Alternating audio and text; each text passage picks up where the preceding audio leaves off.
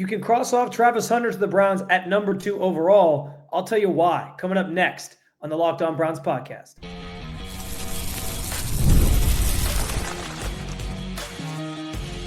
You are Locked On Browns, your daily Cleveland Browns podcast. Part of the Locked On Podcast Network, your team every day.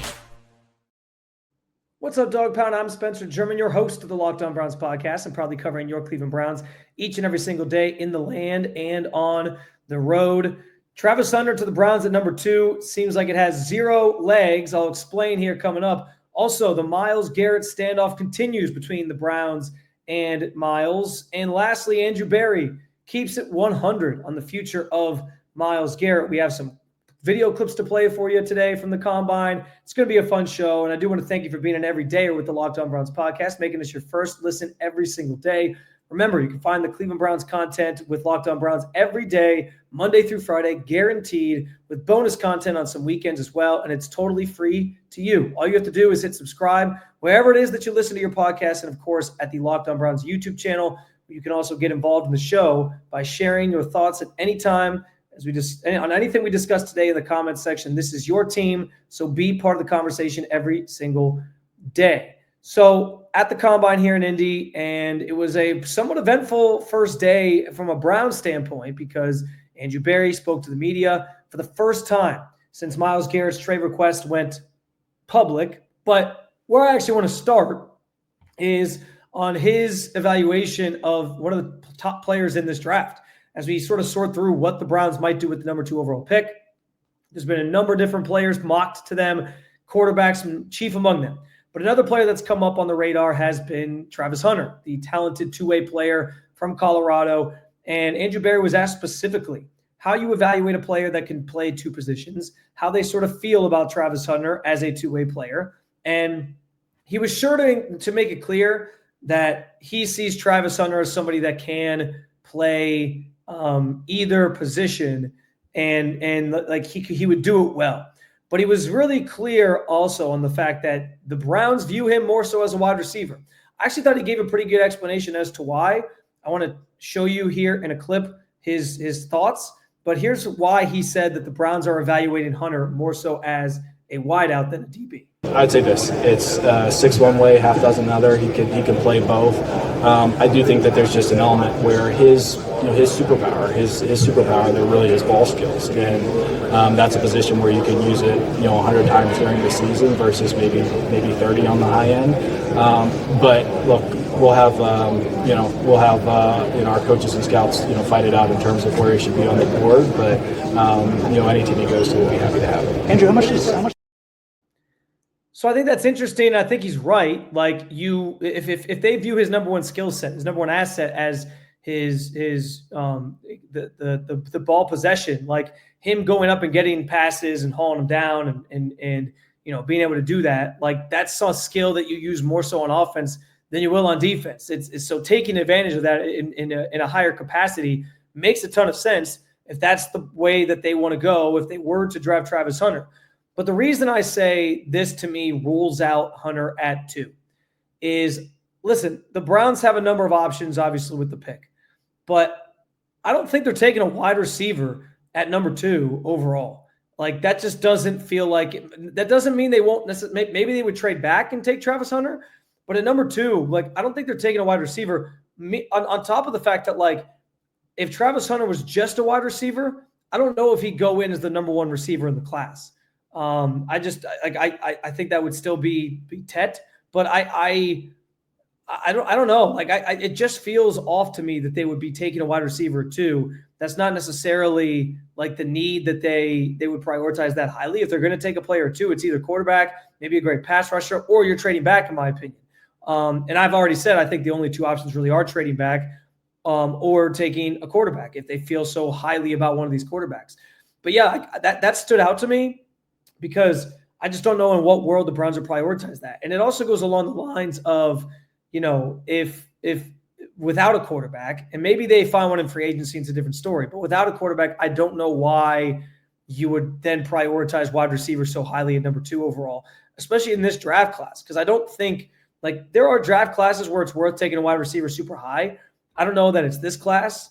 I also think like if you're taking a wide receiver, like you can get better value for the Browns by trading back and getting somebody later on, even if you move back to 3, even if you move back to 6, whatever it might be with the Raiders or the Giants. But I don't think that it makes, like, I'm just kind of reading the tea leaves here and connecting the dots. And Barry did have the kind of throwaway comment at the end of wherever he ends up, they're going to, someone's going to get a special player. I'm not saying that like, is the nail in the coffin that they're already saying, like, we're not taking this guy.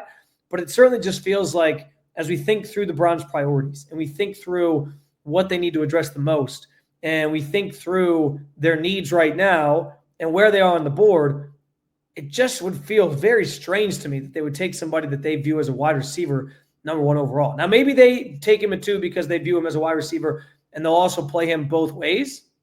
But and that's the other part of this, though, too, is the Browns are in a situation where they feel pretty good about their secondary. I mean, you got Denzel Ward locking down the one side. That I still think this team believes very much in Martin Emerson Jr., despite his down season. And you got Greg Newsome on his 5th-year option coming back as the nickel guy.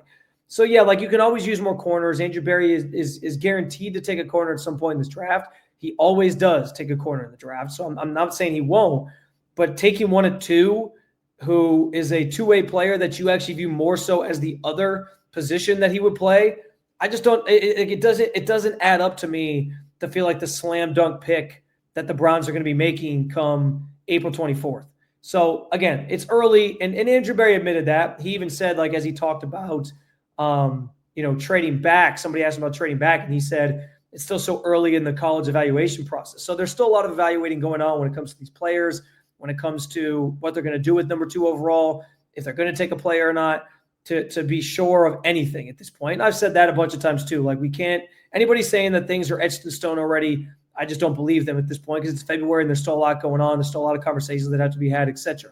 But as I think through, what this looks like for the Browns and what the best options are, I just don't know where a wide receiver that is a two-way player that wouldn't even probably be the top wide receiver in the class if he was solely just a wide receiver makes sense for the Browns. And that's not a shot at Travis Hunter. I think Travis Hunter is a tremendous player. I think he's going to be a great player at the next level. And yeah, there are reasons why there are places and roles he could fit with the Browns. I just don't think like this year, that's what you're pulling the trigger on at number 2.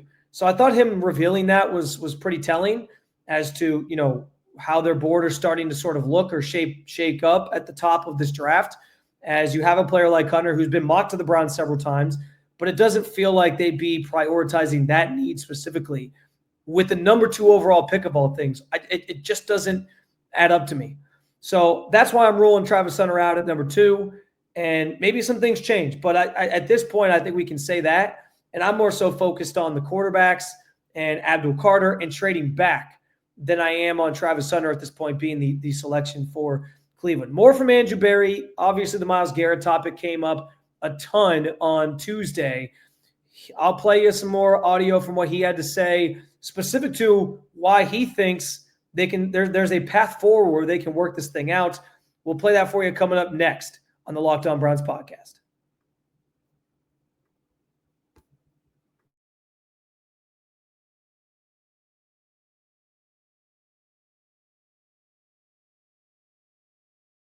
So as I said, Andrew Berry spoke on Tuesday, and of course, the number 1 topic of conversation was Myles Garrett. Tons of questions about the Browns' star pass rusher, rightfully so. And Andrew Berry he knew it was going to be a topic of conversation so much that he legitimately opened up his press conference with a brief sort of statement about Myles and how the trade request is a thing, and they're not, and he reiterated their stance that they're not going to trade him. That was the common theme throughout. Maybe that softens a little bit here during the combine when rumors start swirling and conversations start being had. We will see. But the general consensus that I got was that Andrew Berry he's not stupid. He knows that trading Myles Garrett is not good for business when it comes to the Browns, not good for business when it comes to being the GM of a football team. And as the guy who's already linked to the Deshaun Watson deal, he doesn't want to be the guy that also trades Myles Garrett as well. I'll play you this clip here. This was actually a question I asked him specifically, and I said, like, what gives you confidence that there is a path back to the table with Myles, even since he's kind of drawn the line in the sand And this is what Andrew Berry had to say. As I mentioned before, understand the frustration. We've had plenty of dialogue. But ultimately, my responsibility is to make the decisions that are best for the Browns, and having Myles a part of the organization is a huge piece of that. So he again alluded to the idea that having Myles as a part of the organization is good for business or good for the Browns, and that goes back to what I said. Like, he's not stupid. He knows that he can't possibly just trade Myles Garrett and get away with it, and that's going to be okay. He wants there to be a path forward. But what I thought was interesting was, like, I asked him that question. He didn't really lay out like how they think they can go back to the table and work through these things and work through their differences and make it happen. I mean, Myles has basically gone on and done his radio tour and talked to everybody he could about why the Browns aren't close and why he doesn't think they're going to be close with anything that they do this offseason. That's a pretty hard stance to back off of. And it's not that I think Andrew Berry is like insulted by it. Like, I get what I think Andrew Berry understands it's part of the business. Players are going to say things. Players are going to do things. You got to kind of roll with the punches. I don't think he finds that he has any ill will towards Myles in that regard. But it was, sort of telling that he wouldn't even really elaborate on like what the plan is.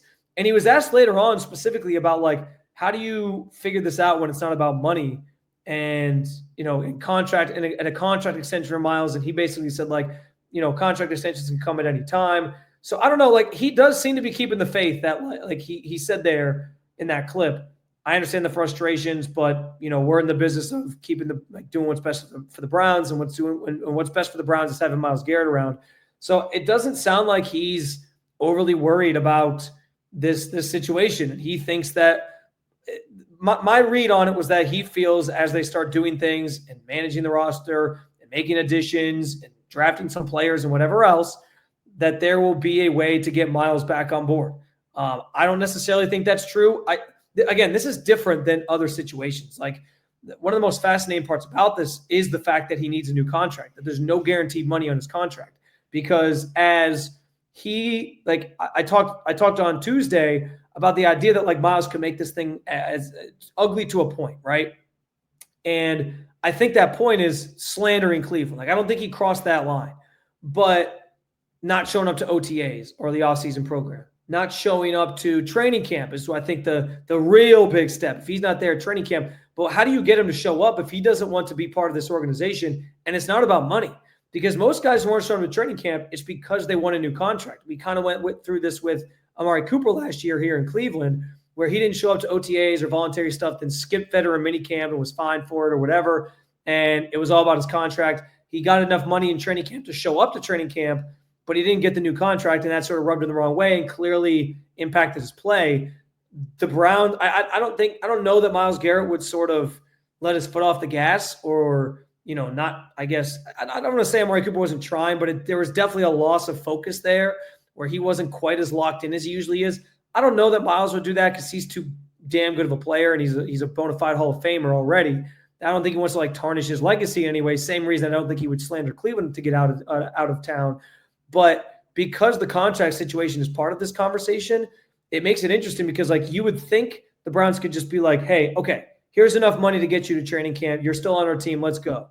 But if he really wants out, if he really wants to go to a contender, he doesn't think the Browns are in, I don't know how you resolve that.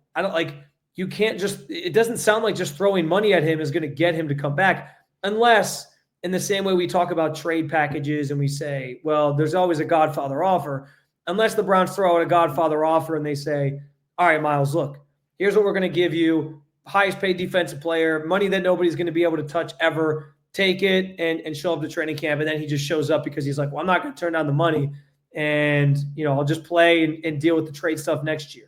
But again, then you wonder if you have a player who's invested, who cares. But the bottom line here is that the standoff is continuing. Andrew Berry is reiterating his stance that they don't want to trade Myles. They have no intentions or desires to do so. And, he made that very clear today at the combine yet again. And the other thing he did admit was that, which was already sort of reported, he did know about the trade request before it was made public. They knew already. He wouldn't comment on the fact that Myles did take it public and like his reaction to it. He just kind of said like, I understand where his frustrations come from. That was a kind of buzz line that he went to in regards to Myles Garrett. but those frustrations he believes can be resolved in some way, shape, or form. At least that's what I took away from it based on the comments he had in the video I played you and based on some other comments he made throughout his press conference. I have my doubts about that, and I have said before, even as recently as yesterday on the show, like if you're going to trade Myles, the timing has to be right too, because there is the financial part of this with the dead cap money and all these different things. So maybe this is just Andrew Berry playing hardball till you get to June. I don't know. But it also feels like, Myles Garrett is playing hardball until he gets what he wants.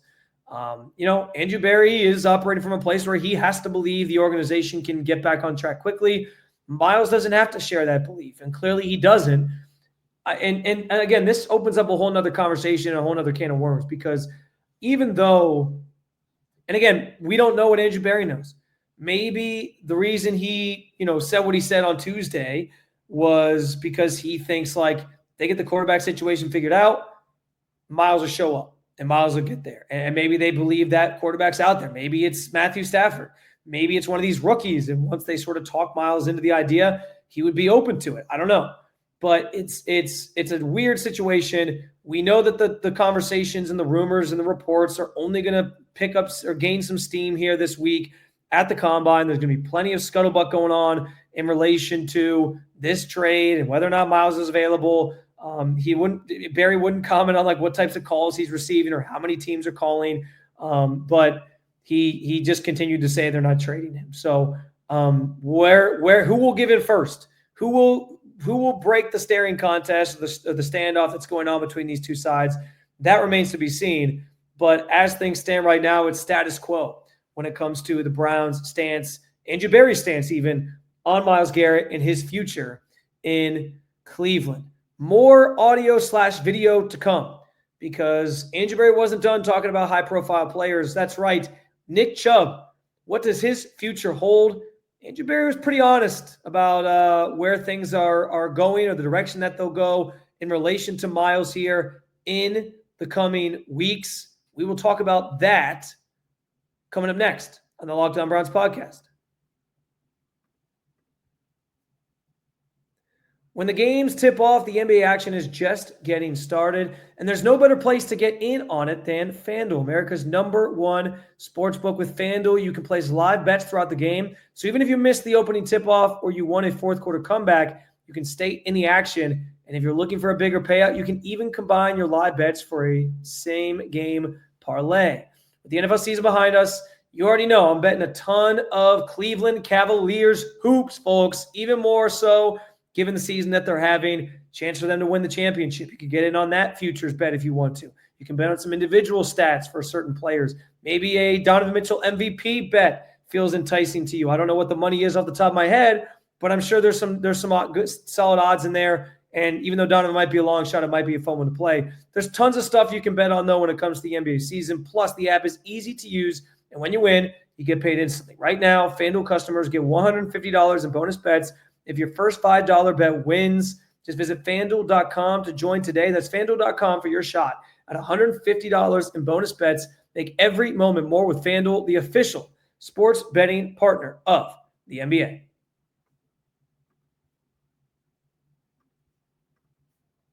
All right, so as promised, more audio, more video from Andrew Berry at the NFL Combine on Tuesday. And this clip, was directly talking about Myles Garrett. He was asked specifically, do you expect Myles to hit the open market? And I almost say Kevin Stefanski. He speaks today. Once again, for Andrew Berry, who generally likes to sort of be political with his responses, he did not mince words. He was very, very open and honest about the Nick Chubb situation and how they are approaching the situation in terms of his free agency. Here's what he had to say. Chubb to hit the market. I would say at this point that we do expect Nick to hit the market. Obviously his contract is up this year. We'll meet with his reps and everything like that. But it's something that obviously we need to work on next time.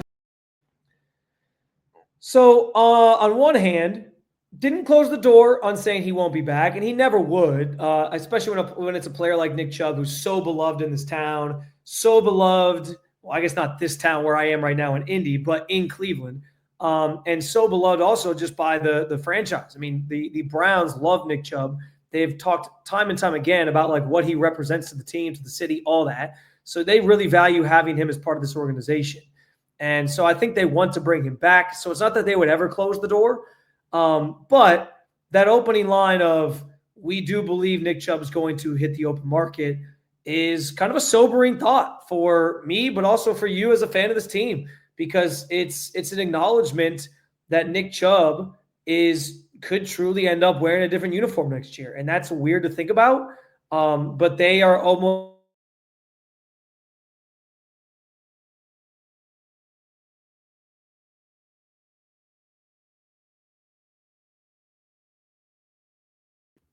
everyone remembers the Joe Shane clip from last year where he was on the phone with Saquon Barkley and basically told him like, yeah, we're going to let you go test the waters. We're going to let you go test the market and see what you're worth.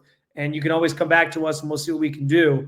It almost feels like that's what's going on here. Like the Browns are willing to let him go see what he's worth, see if they want to match a deal with whatever team would be offering it potentially, and bring him back or not. And there always also is like the idea that Nick Chubb could just sort of take a hometown discount of sorts. Now, listen, if somebody offers him like more millions than the Browns are, I think at this point in his career, he's got to take it. He doesn't know how many years left he's got, especially after 2 season-ending injuries. There's only so many more paydays that he's even going to have in his future. So he's got to take the money if the money's going to be there. But on some level, though, like it feels like there's a path forward here, which would be the Browns coming to the table and being like, here's our offer. And Nick being like, listen, I want to stay here, which he has reiterated.